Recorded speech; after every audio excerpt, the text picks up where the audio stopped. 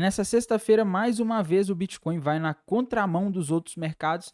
É disso que eu vou falar nesse vídeo, tudo subindo o mundo afora, bolsas animadas com a possibilidade de os juros começarem a caírem ou pelo menos pararem de subir no mundo. Enquanto isso, o Bitcoin ele está performando mal, é disso que nós vamos falar nesse vídeo. Vamos analisar a situação gráfica, vamos falar dos dados macroeconômicos que tivemos hoje e também vamos atualizar a situação da análise de sentimento, então bora lá.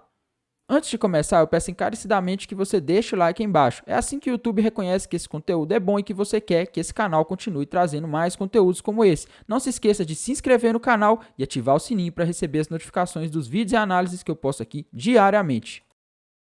Bem, pessoal, então hoje aí o Bitcoin está caindo quase 1%, chegou a bater na mínima ali em 34 mil dólares. O que está acontecendo, Tainan? Saiu alguma notícia? Pessoal, não tem notícia, tá? Vamos começar aqui pelo gráfico, galera. Nos últimos dias o Bitcoin tinha iniciado o rompimento de um triângulo ascendente para cima, né? Só que ele acabou voltando para dentro desse triângulo, tá? E quando isso acontece, a gente começa a ficar meio em dúvida, né, se esse triângulo é válido. Eu, particularmente, não considero mais válido, tá? Esse triângulo ascendente tinha um alvo ali na região dos 37.500, que é justamente uma região onde está acumulando liquidez para o Bitcoin, mas a gente sabe que o mercado de criptomoedas costuma fazer muitas armadilhas, né? Ele foi até ali, até o meio do caminho, até os 36 e voltou, ele não foi buscar o alvo ali na região dos 37.600, tá? Graficamente agora, pessoal, não tem nada de novo, tá? O Bitcoin está estabilizado, ele está andando de lado, né? A gente chama esse movimento de lateralização, tá? Quando o mercado ele anda para o lado, ele não está andando para cima fazendo topos e fundos mais altos, nem para baixo fazendo topos e fundos mais baixos. Ele está andando para o lado direito aqui, né? Ele está andando na mesma faixa de preço aí e o gráfico não mostra nenhum sinal muito claro de que vá para algum ponto específico, tá? Se a gente quiser ver alguma projeção aí, a gente tem que ir para tempos gráficos maiores, né? Aí a gente já consegue ver, por exemplo, um ombro, cabeça, ombro invertido aqui no Bitcoin, tá? Ombro, cabeça, ombro invertido, esse muito polêmico, que já deixou muitas dúvidas, né? Que por ser no semanal, ele sempre levanta muitos questionamentos, né? Se o mercado realmente vai buscar, tá? E quando a gente olha aqui, pessoal, a gente tem um alvo para esse ombro, cabeça, ombro lá na região dos 42, 43 mil dólares, tá? Esse aí seria o alvo, Tainan. Você acha que vai? Aí que tá, galera, a gente tem um probleminha. Essa alta que tá acontecendo aí, eu posso dizer que a partir de junho ali, quando começou a ter essa conversa de ETF, de Bitcoin da BlackRock, essa alta está sendo baseada nesse assunto de ETF, tá? E nos últimos dias, principalmente, essa alta que o Bitcoin saiu ali da região dos 27 mil e chegou a bater ali nos 35, ela está relacionada diretamente com o fato de que o mercado está esperando uma resposta para a aprovação de diversas propostas de ETF que podem sair a qualquer momento e geralmente quando a gente tem a aprovação, a resposta do mercado normalmente é corrigir, tá? Eles tinham passado um prazo, né, um prazo no qual eles dariam alguma resposta, o prazo passou e eles simplesmente não falaram nada, tá? É muito estranho isso daí. Tem gente que achou até que eu tava falando mentira, mas não, galera. Tava até na Bloomberg isso, tá? Então era informação ali que eles tinham passado, mas eles simplesmente seguraram e nisso eles estão segurando essa fase do boato em que o mercado sobe, tá? O que não quer dizer que ele vai continuar subindo para sempre, porque na hora que sair a notícia ele pode mudar. Tá? Então, a gente tinha nos últimos dias aí, nas últimas semanas, o mercado americano performando muito mal, né? As bolsas caindo, enquanto isso o Bitcoin subia, tá? Por causa desse motivo.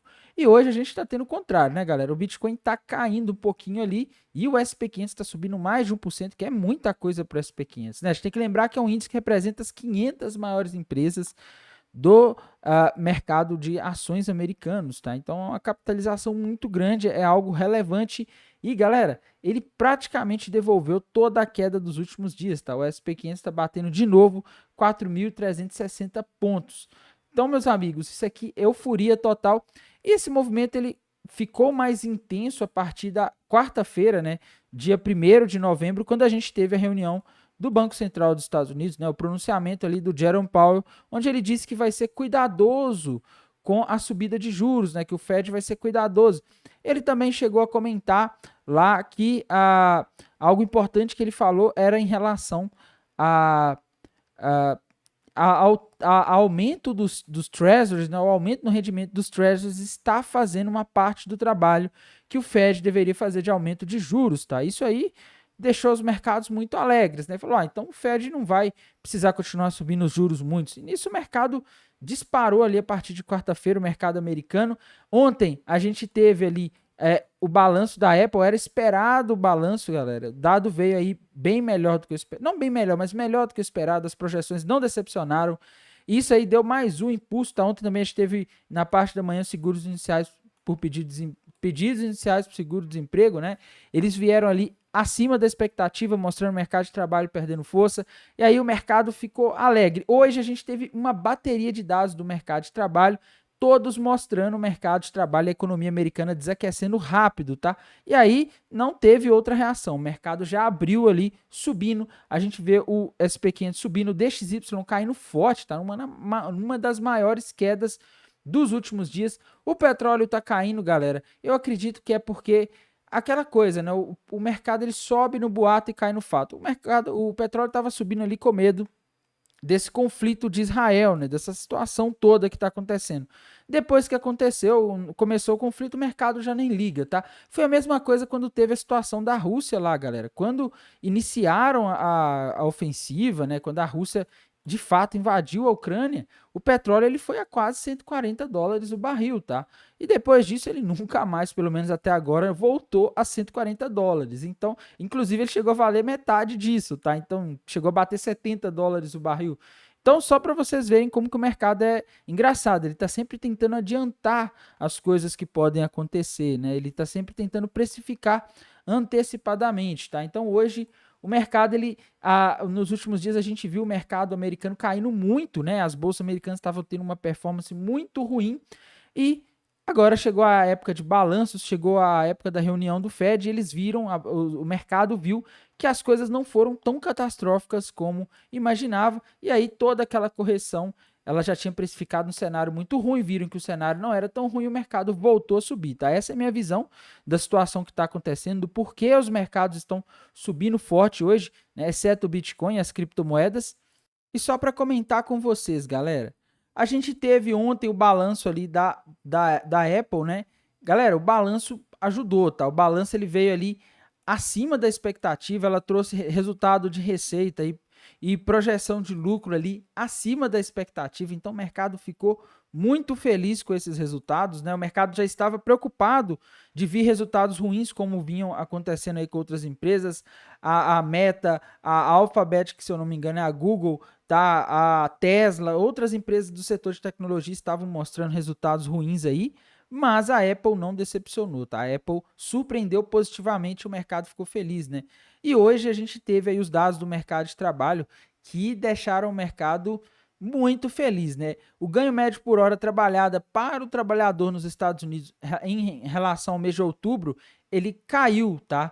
A expectativa do mercado é que ele se mantivesse em 0,3 como veio em setembro, mas caiu para 0,2. Nisso o mercado ficou super feliz porque se o trabalhador ganha mais, você tem mais inflação. Se você tem mais inflação, o Fed tem que subir os juros, o que acaba derrubando a economia, tá? Então o mercado ficou muito feliz. Relatório de empregos não agrícolas, o famoso payroll, mostrou ali que foram geradas 150 mil vagas, abaixo dos 180 mil esperado e muito abaixo, metade praticamente do que veio em setembro, que foram 297 mil, tá? Nisso aí o mercado foi a loucura, né? O mercado ficou realmente muito feliz de ver que a geração de empregos tá caindo e esse nível de 150 mil, galera, é um nível que precisa ficar para a gente ter um desaquecimento do mercado de trabalho americano, tá? A taxa de desemprego, galera, pela primeira vez nos últimos tempos foi para 3,9, quase 4% lá nos Estados Unidos, e isso ajuda muito, mas muito os mercados. Tainan, você está falando isso aí, isso é ruim para as pessoas?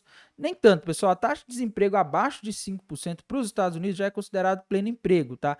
Tá relativamente fácil de achar emprego lá. Quando ela fica muito baixa, igual ela estava aí, chegando a quase 3% aí durante o ano passado e esse ano, começa a faltar gente para trabalhar e os preços das coisas começam a ficar inflacionados por isso, tá? A mão de obra vai ficando mais escassa e mais cara. Os PMIs, a gente teve PMI do setor de serviço também, as 10,45 veio abaixo da expectativa, embora ainda tenha vindo acima de 50, que mostra aí uma expansão. A gente teve PMI e ISM de produtos não manufaturados também bem abaixo da expectativa e abaixo do que veio no outro mês, tá? Ou seja, a gente vê que a atividade econômica nos Estados Unidos está perdendo força. Os PMIs mostraram que o setor de serviço ele não está crescendo tão rapidamente como era esperado. E os dados do mercado de trabalho mostraram que o desemprego está aumentando, algo que é o que o mercado gostaria de ver nesse momento, para que o Fed não tenha que dar mais uma alta de juros daqui para frente.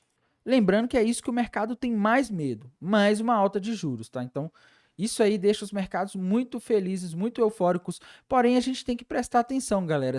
Pelo que eu andei acompanhando e lendo, essas informações aí, esses dados mostrando a economia dos Estados Unidos, o mercado de trabalho mais específico contraindo, podem estar ligados às greves nas grandes montadoras que estão ocorrendo nos Estados Unidos, tá? Como que você vai ter contratação, por exemplo, se os trabalhadores estão em greve ali, estão organizando um movimento sindical, muita gente parado, né, não trabalhando por causa dos protestos ou por causa da greve, sei lá. Isso aí também acaba dando uma desacelerada, principalmente o setor de montadoras, que é um setor que tem muitos encadeamentos na economia, né?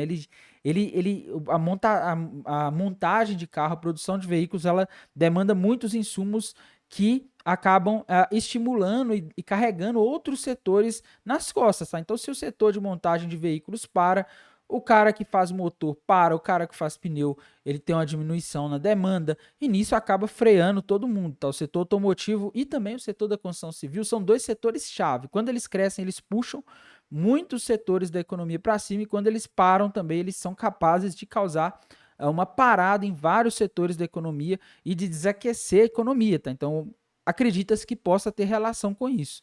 Mas vamos voltar a falar aqui de Bitcoin, o que está acontecendo aqui. A gente vê aqui no TRDR que o long short ratio está em 1.07, né? Acima de 1, tá? Então, indicando que temos mais pessoas apostando na alta do que na queda.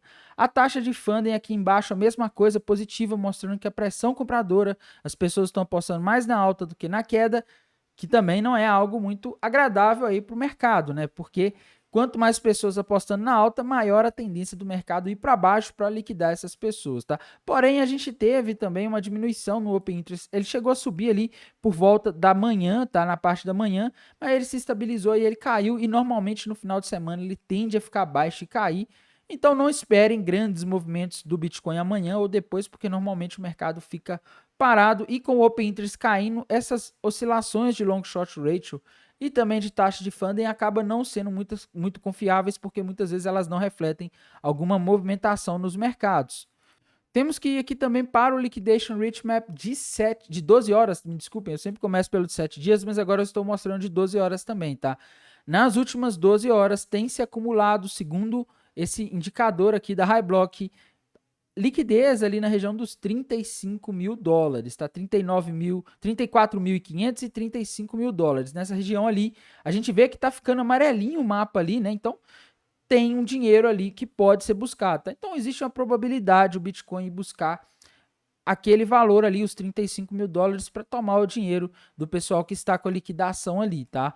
Temos que ver aqui também o de 7 dias, galera, para a gente ter uma noção de como está a situação do mercado num prazo um pouco maior. E o que a gente vê aqui é o seguinte: no de 7 dias já é o contrário, né? Está acumulando cada vez mais liquidez abaixo, mais especificamente na região ali dos 33.900, 33.800, tá? Então, Bitcoin tem uma grande probabilidade de ir buscar aquela região ali, se depender desse mapa de calor, para buscar o dinheiro do pessoal que está apostando na alta, tá?